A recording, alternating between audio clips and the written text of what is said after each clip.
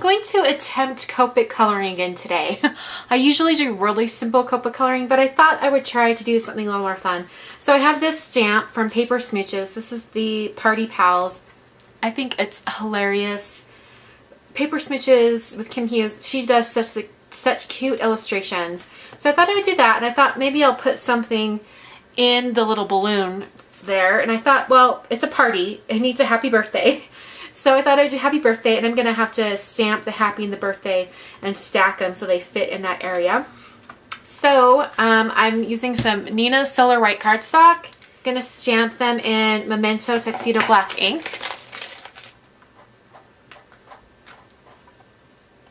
I'm carefully cutting the happy birthday apart using scissors. Letting that dry completely so I can start coloring. And now I'm going to speed up the entire coloring process because it would take forever. So I'm using two different colors of blue, and they're not necessarily really close colors, but I thought I would try out kind of fading out a really dark blue with a lighter blue, or, you know, something like that. I'm just trying to practice my Copic coloring, because if you don't challenge yourself with it, then you're never going to get better. So this is me trying to get better at my Copic coloring. Most of the time I do really, really simple Copic coloring where it's all the same color, and I just go over areas that I want to be darker. I just color those areas over again with the same color. But this time I thought I would do some different colors. So I colored the cat blue, gave her some green eyes, and then here I am doing the hat. And you'll notice I did a darker pink on one side. In order to add polka dots to the hat, I used the colorless blender to kind of draw away color. The thing that's interesting about the colorless blender is that it doesn't really blend colors, according to me anyway. It more like takes away color. So it's great to clean up edges that you might need to clean up, and also if you want to add little polka dots like this. So the little bunny here, he's going to be yellow. I did have a plan to have the colors match 6x6 pattern paper pad, which I still ended up using, but I only used one of the papers from it. But as I was coloring and I made the cats, I gave her like the pink hat and the pink pearls or whatever, I decided it didn't really match. So I just went ahead and colored whatever colors I wanted, and the bunny ended up being yellow. So I just added a few little pink areas on him and gave him a little bit of shading on his eyes. And then I'm going to be moving on to the balloon here. Decided to do shades of green, and I'm doing kind of the same thing where I picked a lighter green and then now I'm going in with a darker green. I wanted to get that shading on the balloon. Now this was the hardest part, I think, to get it to blend, just because it was a really large surface area. And from what I understand, I mean, I've never taken a Copic coloring class or whatever, but from what I understand, the key to making things blend is you want to make sure that your paper is still wet while you're working on it. And when you color in a large area, it's hard to make sure that everything stays wet because it just dries out more quickly. So I'm using a colorless blender to kind of clean up the edges, push those colors back in within the lines.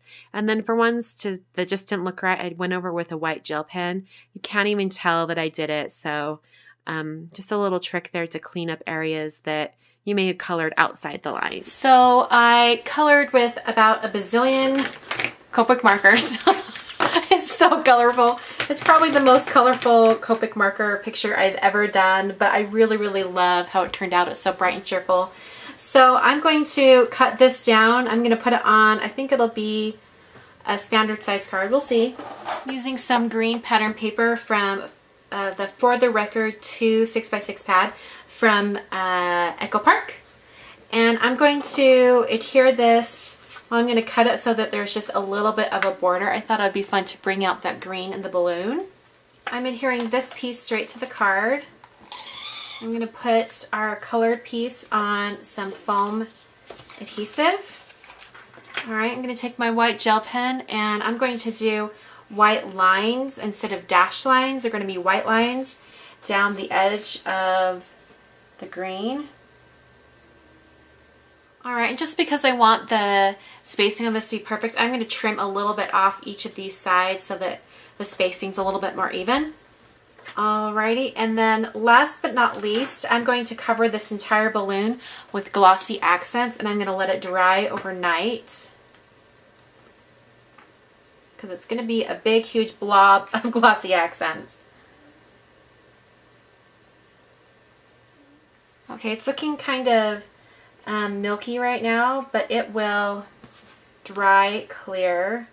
All right, so I'm going to place this somewhere level that it can dry, and then I'll be back to show you what it looks like finished. So this is the next morning, and I wanted to show you how glossy that balloon turned out. And I also ended up putting some on their eyes. I think it's so funny that their eyes are glossy. So cute. Hi, Manny. Manny says hello. Anyway, so there's the card for today. Hope you guys enjoyed, and I will catch you guys next time. Thanks for watching.